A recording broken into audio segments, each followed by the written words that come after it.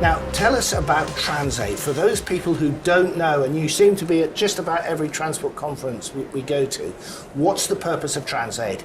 So we're an international development organisation and we focus on two core areas. So the first of those is improving access to healthcare, and the second is reducing the number of people who die on the world's roads every year. All of our work, well, largely is in sub-Saharan Africa, and we were founded by the transport and logistics industry and still rely very much so on their support.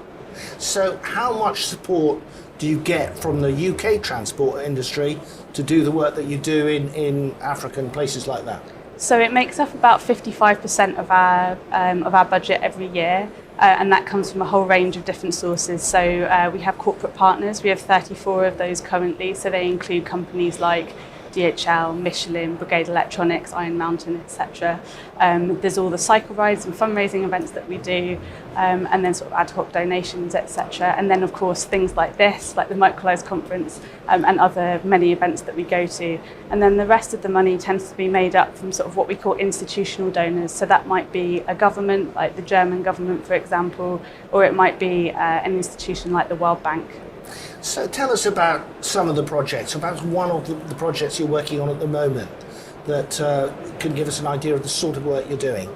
Of course, so we're just coming to the end of some work in Uganda. We've been there since 2016. It's a professional driver training programme, and that was funded by the German government, or GIZ.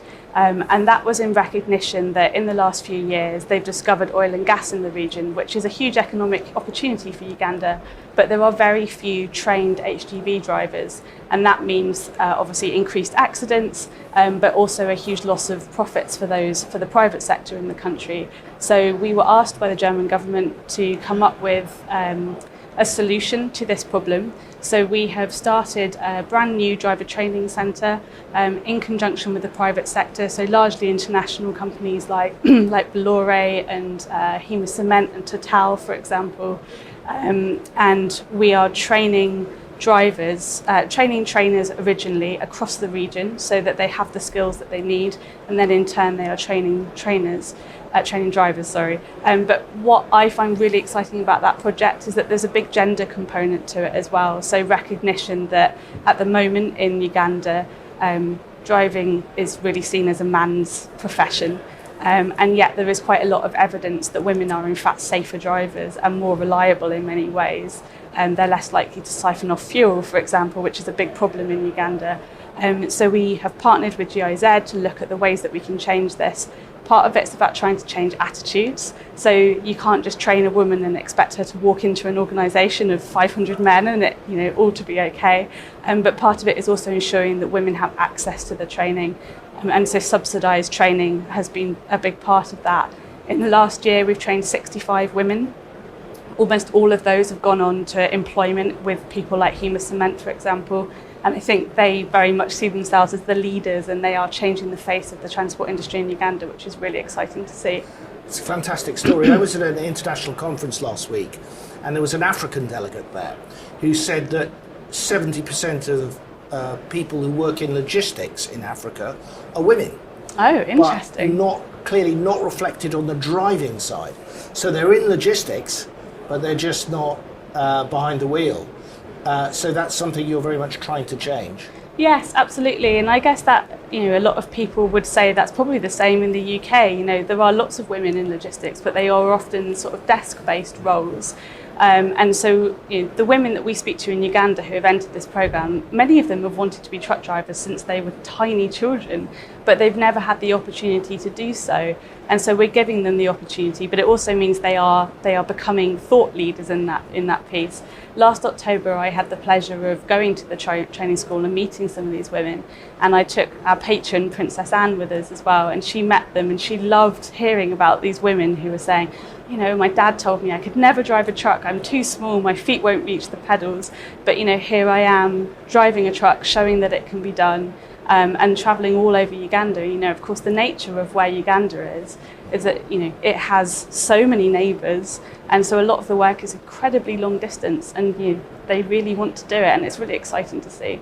Because one of the things you touched on earlier was safety. Yes. And the death toll in on African roads is horrendous, isn't it? And indeed in many other places.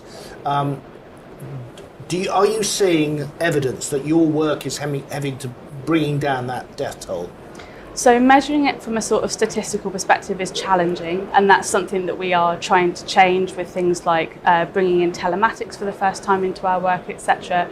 But I think a lot of it is around anecdotal evidence. So, we go and speak to some of the companies who have employed our drivers, and they say, I can see them over there, and I know that they've been trained by one of your organisations because they're more professional, they're better at what they do, they're safer. And so at the moment, people are telling us that yes, we are making a huge difference, and I think we can see that. Okay, Florence, if I was to have a magic wand and give you one wish, what would be the one wish you would ask for Micronise at the Micronise conference for TransAid?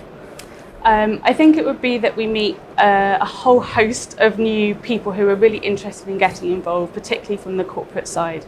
Our corporate partners are invaluable, and we genuinely couldn't do what we do without them.